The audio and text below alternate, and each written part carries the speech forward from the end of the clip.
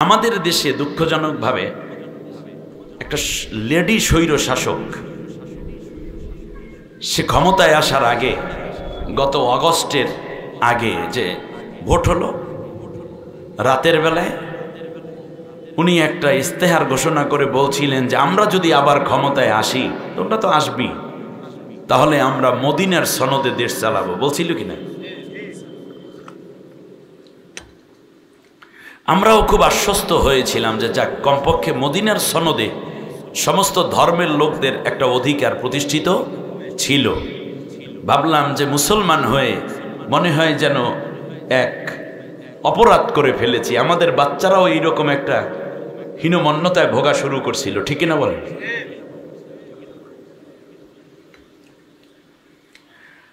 রাষ্ট্র ক্ষমতায় আসার পরে চালানোর কথা ছিল মদিনার সনদে। আমরা দেখলাম হায় হায়, এরা তো মদিনার সনদে চলে না, দেশ চলতেছে মোদির সনদে, ঠিক না?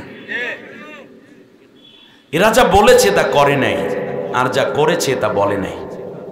মুনাফিকের জন্য, মিথ্যাবাদীদের জন্য আল্লাহ লানাত, ফাওয়াইলুল লিল মুকাদ্দিবিন। আমার বন্ধুগণ, রাসূল সাল্লাল্লাহু আলাইহি ইসলামের রাষ্ট্র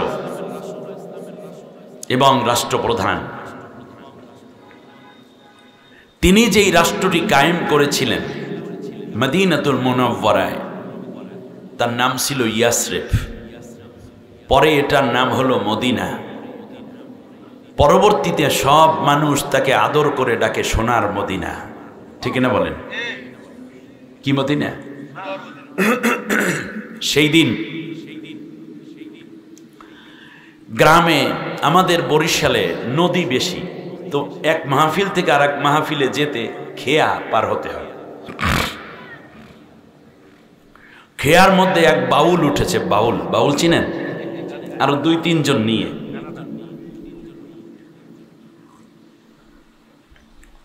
মাথার মধ্যে জট, গায়ে লাল শালু। তো নদীটা বড়,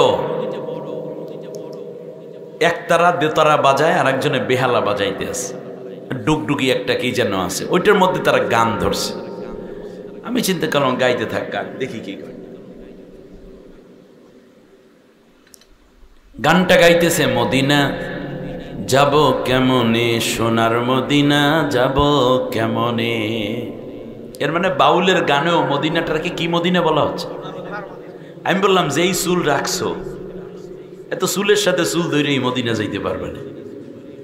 বাউলদের জায়গা মদিনায় নাই, ওখানে শিরক এবং বেদাতের ন্যূনতম জায়গা নেই। মক্কা মদিনায় যেদিন শিরক বেদাত ঢুকবে, সেদিন পৃথিবী ধ্বংস হয়ে যাবে। এটা কিয়ামতের চূড়ান্ত আলামত। আমরা যেই দেশটায় বাস করি, এই দেশটার আগেও একটা সোনার মদিনা, আমাদের হলো সোনার বাংলা, ঠিক না?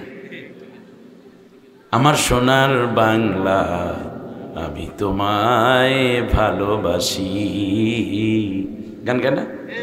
আবার গান বানায়, সোনা সোনা সোনা, লোকে বলে সোনা, সোনা নয় তত খাঁটি, বলো যত খাঁটি তার চেয়ে খাঁটি বাংলাদেশের মাটি, আমার জন্মভূমির মাটি।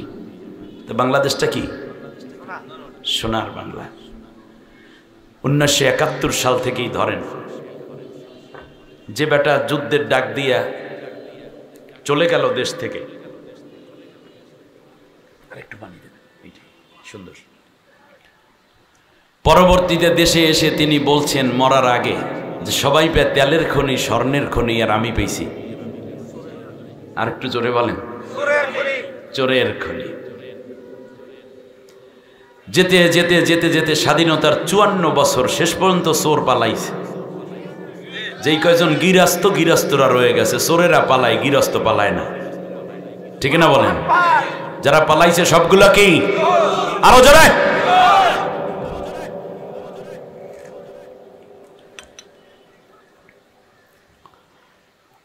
আল্লাহ রাব্বুল আলামিন বলেন, শোনো,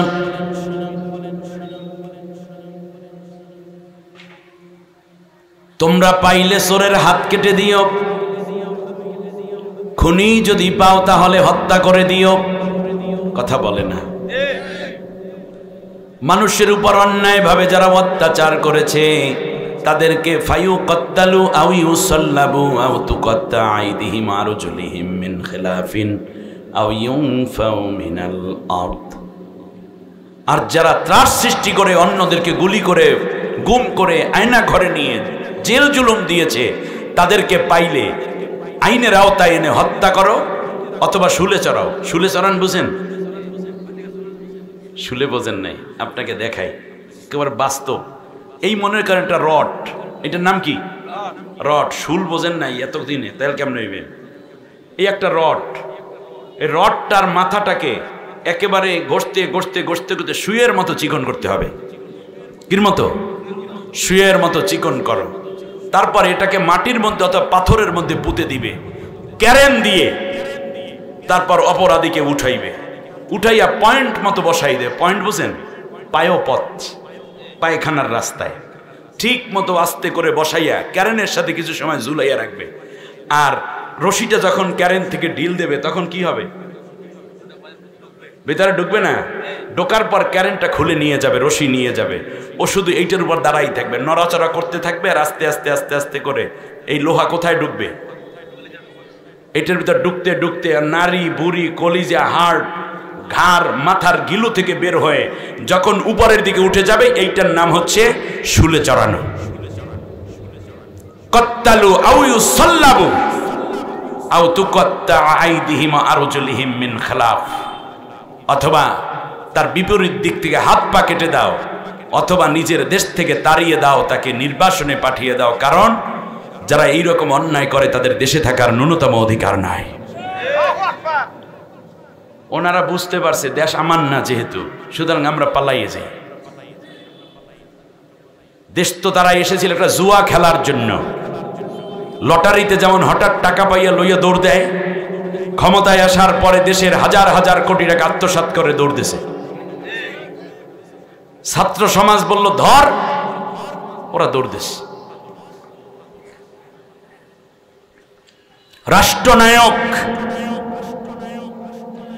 এই পৃথিবীতে যত নবী এসেছেন সব নবী ছিলেন রাষ্ট্রনায়ক। সুবহানাল্লাহ বলেন। আমরা মনে করি নবী মানে হচ্ছে কি, বলেন দেখি? নবী মানে হচ্ছে, মানেটা কি আমি একটু বলি, তাহলে সংক্ষেপে বুঝবেন। নবীর কথা যে বলে সে যেই রকম আমরা মনে করি নবী ওই রকম। কথা বুঝেন নাই? ব্যাস। যখন কোন পীর সাহেব নবীর কথা বলে তখন আমরা মনে করি পীরের যদি লম্বা চুল থাকে, মাথায় রুমাল থাকে, পাগড়ি থাকে, গায়ে যদি জামা থাকে বড়, মনে করি নবী মনে হয় এইরকম ছিল। যখন কোন বক্তা নবীর কথা বলে যেই রকম বলে আমরা মনে করি নবী মনে হয় এরকমই ছিলেন।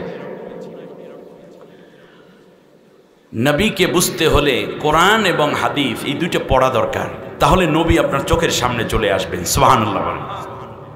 এই পৃথিবীতে যত নবী রাসূল এসেছেন, নবীরা আল্লাহর কাছে রাষ্ট্র ক্ষমতা চাইছে। সুবহানাল্লাহ বলেন।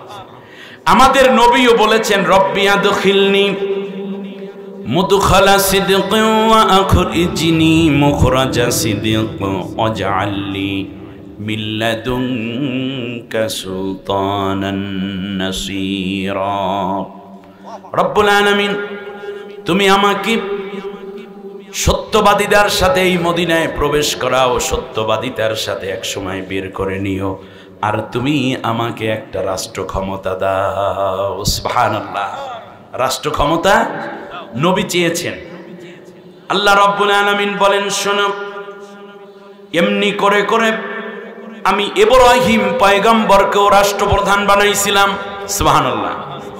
ফাকাদ আতাইনা আলা ইব্রাহিমাল কিতাবা ওয়াল হিকমাতা ওয়া আতাইনাহুম মুলকান আযীমা।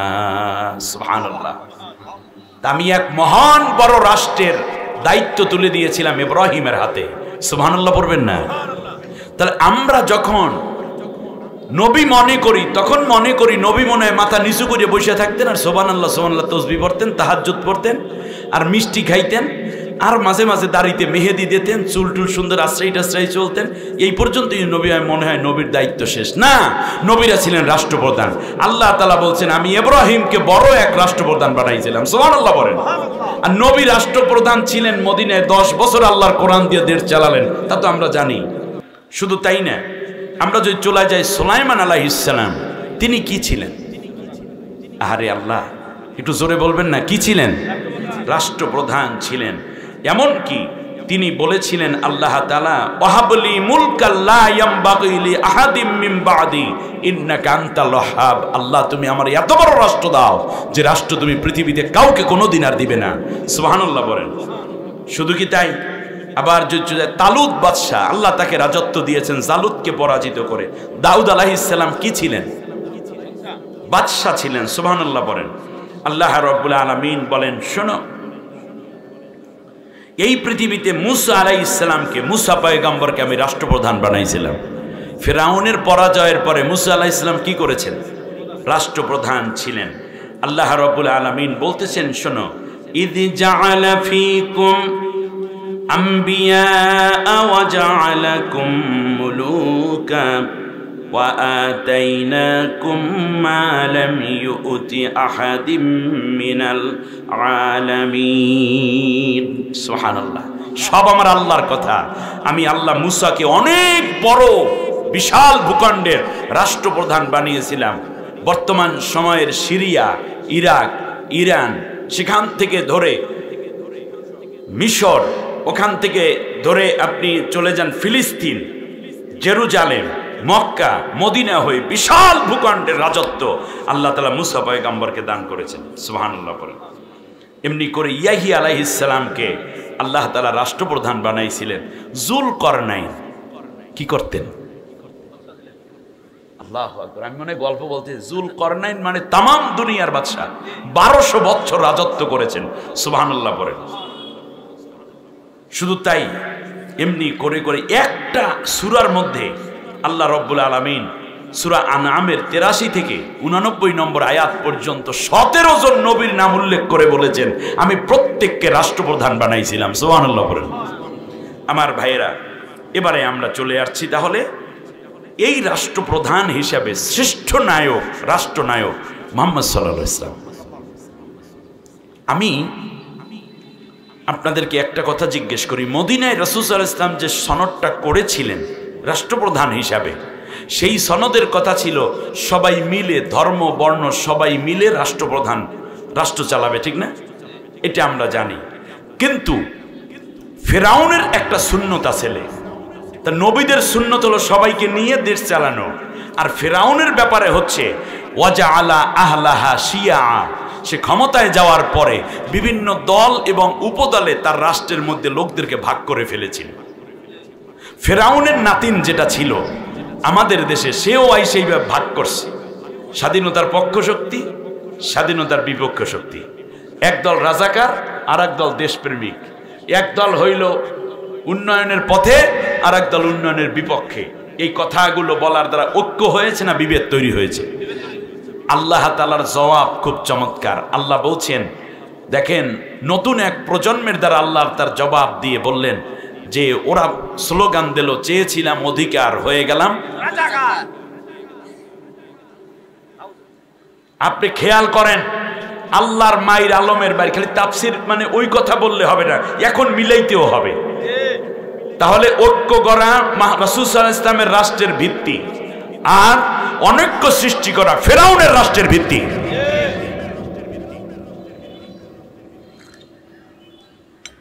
শ্রেষ্ঠ রাষ্ট্রনায়কের গুণাগুণ বলছি। আল্লাহ রাব্বুল আলামিন বলেন,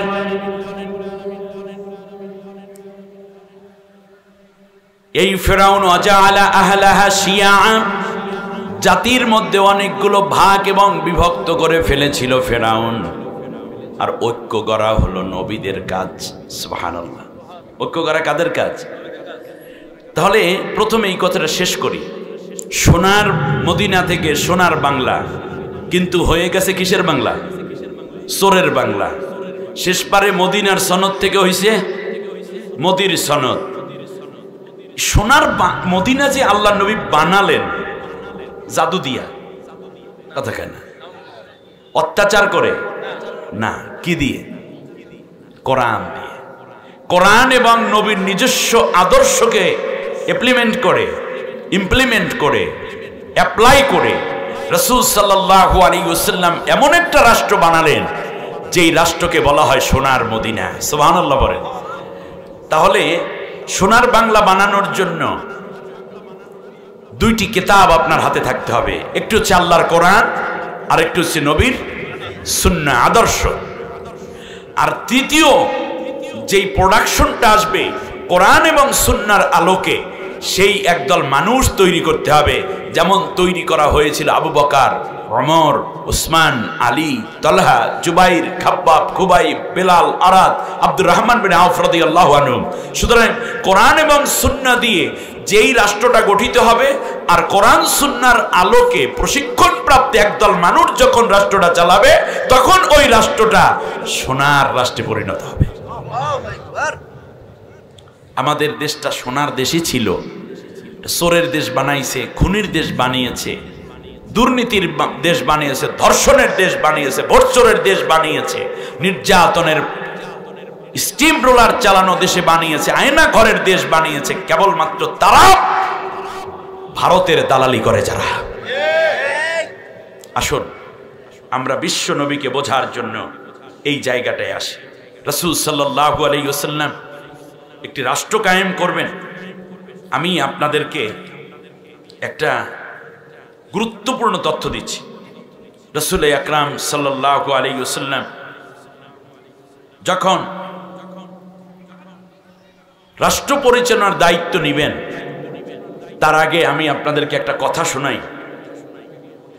ডেভিড বেন গুরিয়ান, আপনি এই নামটা শুনেছেন? এ হচ্ছে ইসরায়েলের প্রথম রাষ্ট্রপ্রধান। প্রথম রাষ্ট্রপ্রধানের নাম কি? ইসরায়েলের প্রথম রাষ্ট্রপ্রধান ইহুদি রাষ্ট্রের ডেভিড বেন গুরিয়ান। 1948 সালের 5 মে সর্বপ্রথম এই রাষ্ট্রটি প্রতিষ্ঠিত হয়। অবৈধ জায়নবাদী সরকার যখন প্রথমেই রাষ্ট্রটা প্রতিষ্ঠিত করেন, তখন সাংবাদিকরা তাকে জিজ্ঞেস করেছিল যে আপনি রাষ্ট্র চালাবেন কেমনে? তখন সে বলেছিল, আমরা রাষ্ট্র চালাবো মুহাম্মাদের নীতিতে। উম্মতে মুহাম্মাদির কণ্ঠ অনেক বড় হওয়ার কথা ছিল। ইহুদি বলতেছে আমরা রাষ্ট্র চালাবো মুহাম্মাদের নিয়মে। সাংবাদিকরা খুব অ্যাস্টনিশড হলেন, জিজ্ঞেস করলেন কি ব্যাপার, কিভাবে সম্ভব? বলল যে মুহাম্মদ নিজের জন্য কিছু করে নাই, সব গড়েছে রাষ্ট্রের জন্য। মুহাম্মদ নিজেকে প্রতিষ্ঠিত করে নাই, বরং সে জনগণকে প্রতিষ্ঠিত করেছিল। মুহাম্মদ নিজের উন্নয়নে কাজ করেন নাই, মানুষের উন্নয়নে কাজ করেছিলেন। মুহাম্মদ নিজে ভোগের পাত্র ছিলেন না, তিনি ছিলেন ত্যাগী। আমরাও ঠিক মুহাম্মাদের ওই ত্যাগকে নিয়ে তারপরে আমরা দেশটাকে গঠন করব। মুহাম্মদ সর্বোপরি কথা শুনুন, মুহাম্মদ তার রাষ্ট্রের নিরাপত্তার জন্য খাবারের প্রতি যত যত্নবান ছিলেন, নিরাপত্তা বেষ্টনী গড়ার জন্য অস্ত্র ভান্ডারকে তার চেয়ে বেশি মজবুত করেছিলেন। আমরাও অস্ত্র ভান্ডারকে তত বেশি মজবুত করব। বিশ্বনবী সাল্লাল্লাহু আলাইহি ওয়াসাল্লাম যখন ওফাত হয়ে যাবেন, তার ঘরের মধ্যে পাওয়া গেল 7টা দিনার, 3 কেজি গম, 2 মাস পানি আর 18টা খেজুর। আল্লাহু আকবার। আল্লাহর নবী বললেন, আয়েশা ঘরের মধ্যে কি আছে? বলল, রাসূল 7টা দিনার আছে, এই জিনিস আছে। আল্লাহর নবী বললেন, দিনারগুলো গরিব মানুষকে দিয়ে দাও, আমার ঘরে টাকা পয়সা জমা থাকবে, এই অবস্থায় আমি আল্লাহর কাছে হাজির হতে চাই না। সুবহানাল্লাহ। ডেভিড বেন গুরিয়ান বললেন যে আমরা প্রয়োজনে এক বেলা খাবো আর এক বেলা উপাস থাকবো, কিন্তু আমার অ্যাটমিক বোমা চাই। আমি প্রযুক্তিতে শ্রেষ্ঠত্ব অর্জন করতে চাই, চারদিকে মুসলিম দেশ, মাঝখানে আমার গায়ে যেন কেউ আঁচড় দিতে না পারে, সেজন্য অস্ত্র ভান্ডারকে আমি মজবুত করব। খেয়াল করেছেন আজকে মুসলমানদের এই সুন্নত আছে? রাসূল সাল্লাল্লাহু আলাইহি ওয়াসাল্লাম যখন ওফাত হয়ে গেলেন তখন নবীর ঘরে খেজুর আছে 60টা, আর কি যেন বলে দিনার আছে মাত্র কয়টা? 7 দিনার, কিন্তু তলোয়ার আছে 9টা।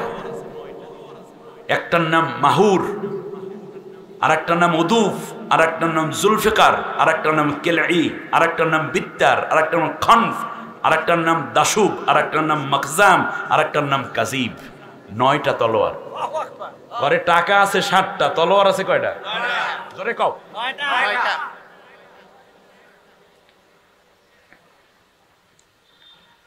নবীর ঘরে বালিশ আছে একটা, স্বামী স্ত্রী দুইজন এক বালিশে ঘুমায়, কিন্তু বর্ম আছে 60টা। জাতুল ফজুল, জাতুল বিহাস, জাতুল হাওয়াসি, সাদিয়া, ফিন্দা, বিতারা, খরনফ। মানুষ কয়জন? তলোয়ার কয়টা? 9টা। মানুষ কয়জন? বর্ম কয়টা? 60টা। বর্ষা আছে 6টা।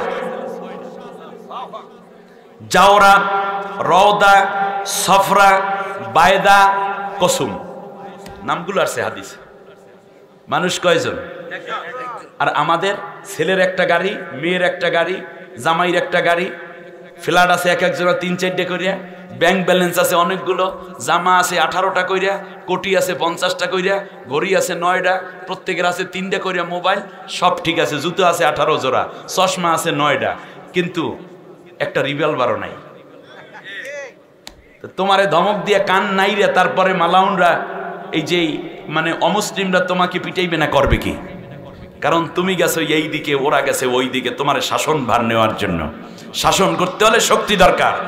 অপরদিকে ঢাল আসলে 3টা, নেজা আসিল 5টা, শিরোত্রাণ ছিল 2টা, জুব্বা ছিল 3টা, মাত্র 3টা কর্তা নবীজির গায়ে, 13টা কর্তা ব্যবহার করতেন। যুদ্ধের ময়দানে একটা, সন্ধির সময় একটা, আর বিচারালয় কার্য পরিকর্মের সময় একটা। যেইটা গায়ে দিয়ে বিচার কার্য করতেন, ওইটা গায়ে দিয়েই নামাজ পড়তেন। তাবু ছিল একটা, লাঠি ছিল 3টা, ঘোড়া আসলে 60টা। সুবহানাল্লাহ। ঘরে খেজুর আছে 60টা, দিনার 60টার বাইরে ঘোড়া আছে কয়টা? এখন বলতে পারেন তাই নবীর টাকা পয়সা না থাকলে এগুলো সব ছিল রাষ্ট্রীয় সম্পদ। সবগুলো ছিল কি? রাষ্ট্রীয় সম্পদ। রাষ্ট্র চালাইতে এখনকার মনে করেন আপনার 60টা দামি দামি গাড়ির কথা বলতে পারেন। এই 60টা ঘোড়ার নামও হাদিসে আছে। একটার নাম ছিল সবক, আর একটার নাম মুর্তাজিজ, আর একটার নাম লাহিফ, এরপর হলো জুজাজ, এরপর জরফ, এরপর সাজা, এরপর ওয়ারদা। দুলদুল নামের একটা সাদা খচ্চরও ছিল রাসূল সাল্লাল্লাহু আলাইহি ওয়াসাল্লাম। আমার ভাইয়েরা, এই বিষয়গুলোর পরে রাসূল সাল্লাল্লাহু আলাইহি ওয়াসাল্লামের যেই রাষ্ট্র ব্যবস্থায় রাসূল সাল্লাল্লাহু আলাইহি ওয়াসাল্লাম যেই নীতি অবলম্বন করেছিলেন, সেজন্য আল্লাহ নবী সাল্লাল্লাহু আলাইহি ওয়াসাল্লামের দাসমুক্ত করানোর জন্য একটা মন্ত্রণালয় ছিল। আনাস, হিন্দা ও আসমা, এই 3জন এই জায়গায় দায়িত্ব পালন করতেন। আমার ভাইয়েরা, এখান থেকে নিয়ে আমরা যদি যাই তাহলে রাসূল সাল্লাল্লাহু আলাইহি ওয়াসাল্লামের রাষ্ট্র ব্যবস্থাপনায় যে সমস্ত মন্ত্রণালয়গুলো ছিল, আমরা জানি রাসূল সাল্লাল্লাহু আলাইহি ওয়াসাল্লাম শুধুমাত্র একজন নবী, আর তিনি বৈশা বৈশা আতর পাথর, সুরমা খুরমা এইগুলোই চালাইতেন। এবার দেখেন রাসূল সাল্লাল্লাহু আলাইহি ওয়াসাল্লামের 18টা মন্ত্রণালয় ছিল। রাষ্ট্র চালানো রাসূল সাল্লাল্লাহু আলাইহি ওয়াসাল্লামের মন্ত্রণালয় ছিল কয়টা? 1 নম্বর মন্ত্রণালয় হচ্ছে জনপ্রশাসন মন্ত্রণালয়।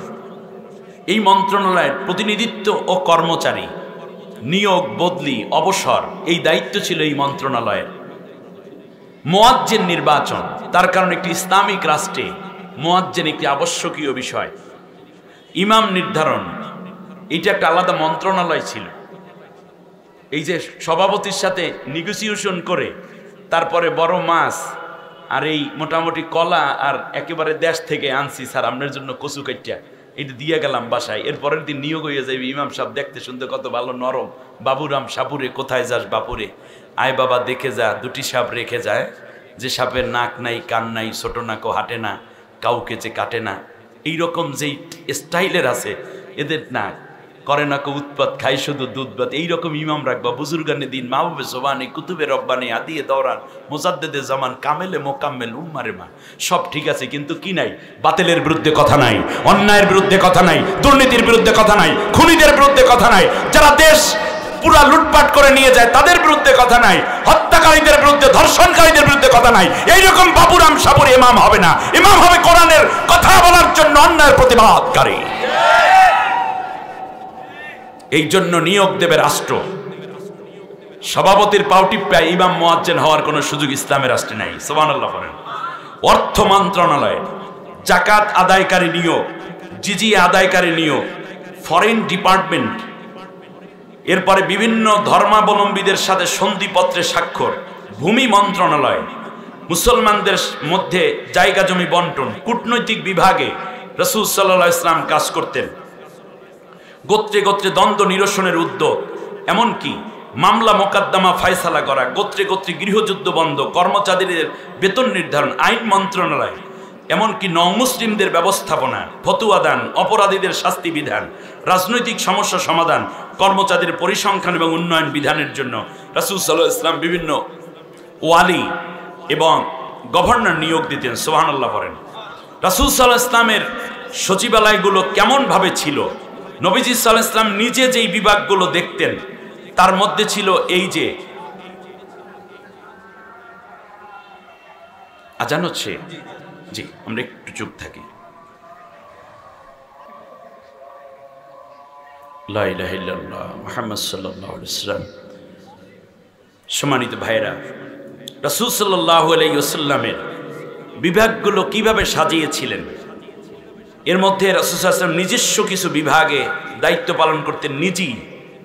সিলমোহর বিভাগ ছিল মুকার ইবনে আবি ফাতিমার তত্ত্বাবধানে এই বিভাগটা, ওহী লেখক বিভাগ। সুবহানাল্লাহ বলেন। হ্যাঁ, এরপরে অভ্যর্থনা বিভাগ, বিদেশি মেহমানকে দাওয়াত ও শিক্ষা বিভাগ। সুবহানাল্লাহ বলেন। এই বিভাগের দেখাশোনায় রাসূল সাল্লাল্লাহু আলাইহি ওয়াসাল্লাম হাফেজদেরকে অগ্রাধিকার দিতেন। বিভিন্ন প্রতিরক্ষা বিভাগের জন্য রাসূল সাল্লাল্লাহু আলাইহি ওয়াসাল্লাম নিজেই সবসময় এই প্রতিরক্ষা বিভাগ তদারকি করতেন। এমনি করে করে একটা চমৎকার ব্যবস্থাপনা রাসূল সাল্লাল্লাহু আলাইহি ওয়াসাল্লাম রাষ্ট্রের মধ্যে প্রতিষ্ঠা করেছেন। সর্বপ্রথম যেই বিষয় সেটা হচ্ছে আল্লাহর নবী সাল্লাল্লাহু আলাইহি ওয়াসাল্লামের রাষ্ট্রে কোনো রকম অন্যায় বিচার ছিল না। বিচার ছিল ন্যায় এবং ইনসাফ। ইদিলু হুয়া আকরাবু লিত-তাকওয়া। ন্যায় বিচার ছিল সবচেয়ে বড় দামি কথা, আর এটাই হচ্ছে তাকওয়া। আল্লাহর নবীও বলেছেন ন্যায় বিচারকরা কিয়ামতের দিন আল্লাহর আরশের নিচে ছায়া পাবে।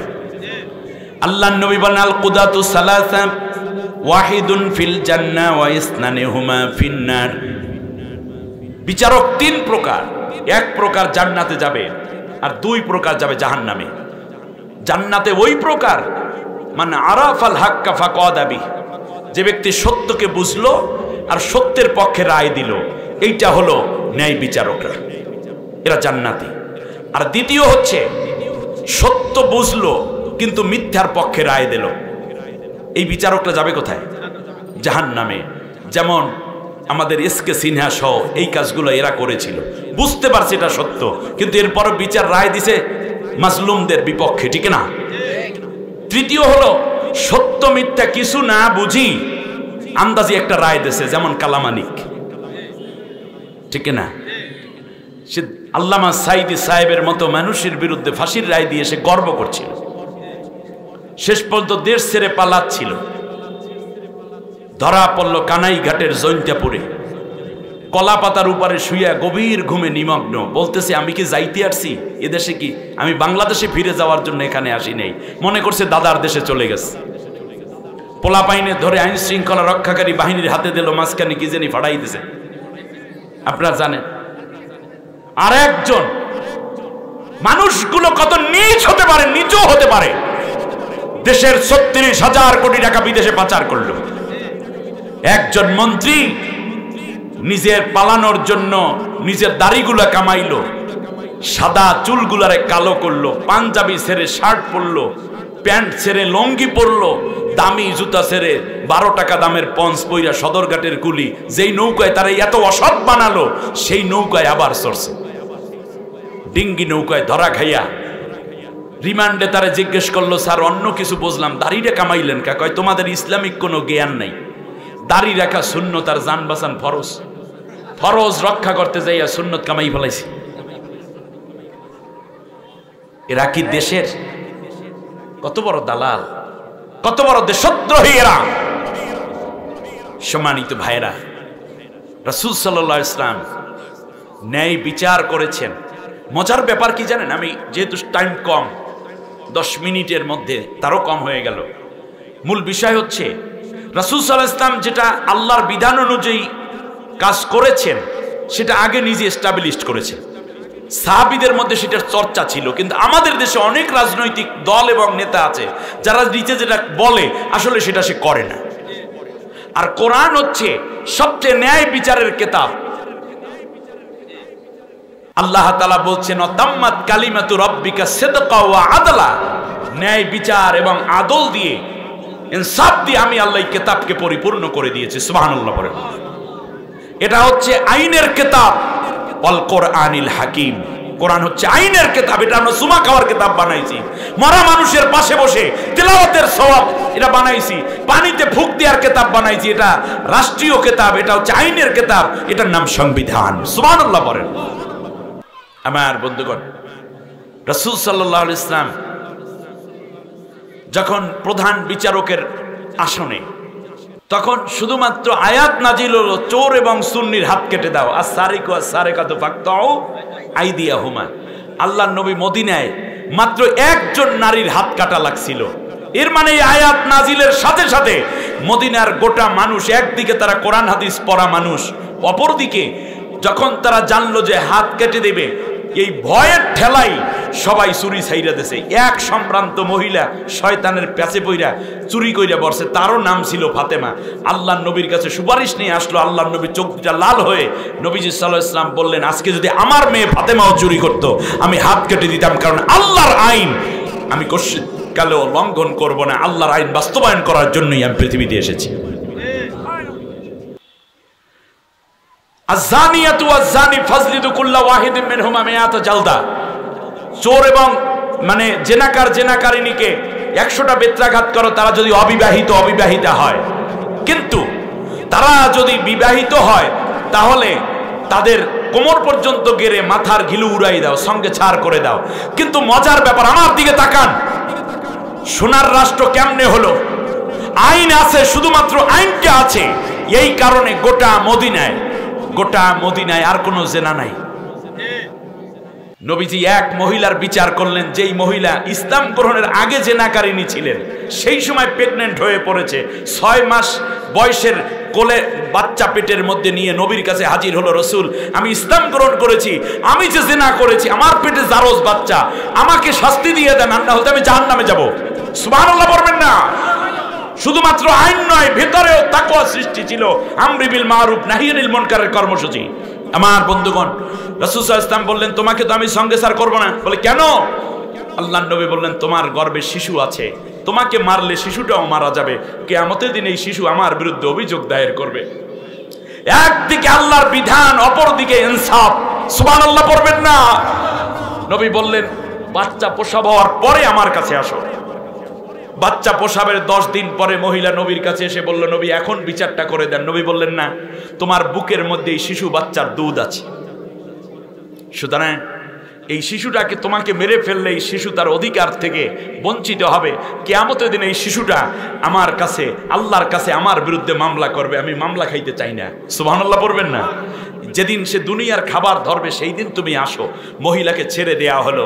তারপরে শিশু বাচ্চাটির বয়স যখন 7 মাস, তখন এক হাতের মধ্যে রুটি আর এক হাতের মধ্যে খেজুর বাচ্চা ধরে রেখেছে। এই অবস্থায় নবীর কাছে এসে এই পুত্র সন্তানটাকে নবীর কাছে বলল, রসুল এখন আমার শাস্তি দিয়ে দেন। এরপরে রসুল সাল্লাল্লাহু আলাইহি ওয়াসাল্লাম ঠিক এটাই করলেন। যখন শাস্তি কার্যকর হচ্ছিল তখন এক ফোঁটা রক্ত খালিদ বিন ওলীদের গায়ে পড়ছিল, তিরস্কার করছে। রাসূল সাল্লাল্লাহু আলাইহি ওয়াসাল্লাম বললেন, খালিদ, তামাম পৃথিবীর সব মানুষের তওবা যদি এক জায়গায় করা হয়, আর এই মহিলার তওবার তিক্ততা যদি এক জায়গায় করা হয়, তাহলে এই মহিলার তওবার ওজন দুনিয়ার সব মানুষের তওবার চেয়ে ভারী হয়ে যাবে। আপনি আশ্চর্য হবেন, নবীর পরে চলে আসলেন আবু বকর রাদিয়াল্লাহু আনহু, ইসলামী খলিফার প্রধান। তিনি চিফ জাস্টিসের দায়িত্ব দিলেন হযরতে ওমর রাদিয়াল্লাহু তাআলা আনহুকে। 2 বছর পর্যন্ত তিনি রাষ্ট্র চালান, কোনো মামলা নাই। এক পর্যায়ে এসে বললেন যে আবু বকর, আমাকে এমন এক জায়গায় কেন বসালেন যে জায়গায় কোনো কাজ নাই? বলে মানে?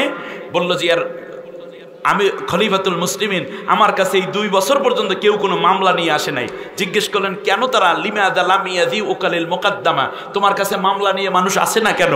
বলল যে এই রাষ্ট্রটা কোরআন দিয়ে চলে, তো এই কারণে সবাই আল্লাহর আইন জানে এবং একে অন্যের সম্পদ লুণ্ঠন করে না, যার যার অধিকার তাকে তাকে দিয়ে দেওয়া হয়েছে। অতএব যেই রাষ্ট্রে কোরআনের আইন চলে সেই রাষ্ট্রে কোনো অন্যায় থাকে না, আর যেই রাষ্ট্রে কোনো অন্যায় থাকে না, মারামারি হয় না, মারামারি হয় না, রক্তপাত হয় না, খুন হয় না। আর রক্ত এবং খুন যদি না যায় তাহলে সেই রাষ্ট্রে মামলা হয় না। এই কারণে এই রাষ্ট্রের মধ্যে কোনো মামলা নেই।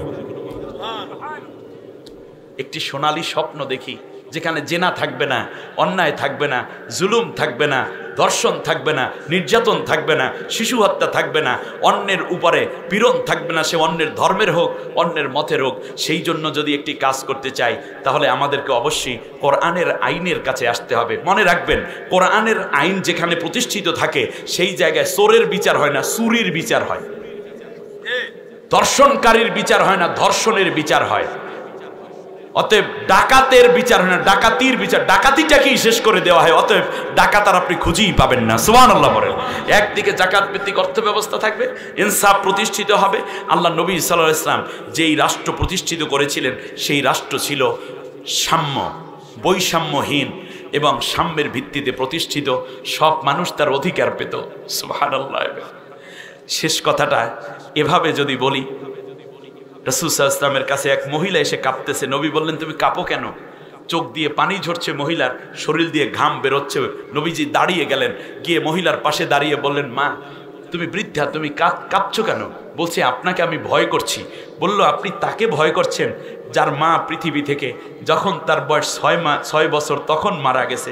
যেই মানুষটি তার বাবাকে হারিয়েছে মায়ের গর্ভে থাকতে, যেই মানুষটির এই জগতে দাঁড়াবার মতো এক টুকরা জায়গাও ছিল না, আল্লাহ দয়া করে তাকে আসছে রাষ্ট্রপ্রধান বানাইয়া আল্লাহর বিধান অনুযায়ী রাষ্ট্র পরিচালনার দায়িত্ব দিয়েছেন। আপনি সেই সাধারণ মানুষটিকে ভয় পাচ্ছেন। আমার মা বেঁচে থাকলে হয়তো আপনার মতোই বৃদ্ধা হয়ে যেতেন। আপনি আমাকে ভয় পাবেন না। আপনি কেন আসছেন সেইটা বলেন, আমি ন্যায় বিচার করে দেব। সুবহানাল্লাহ বলেন।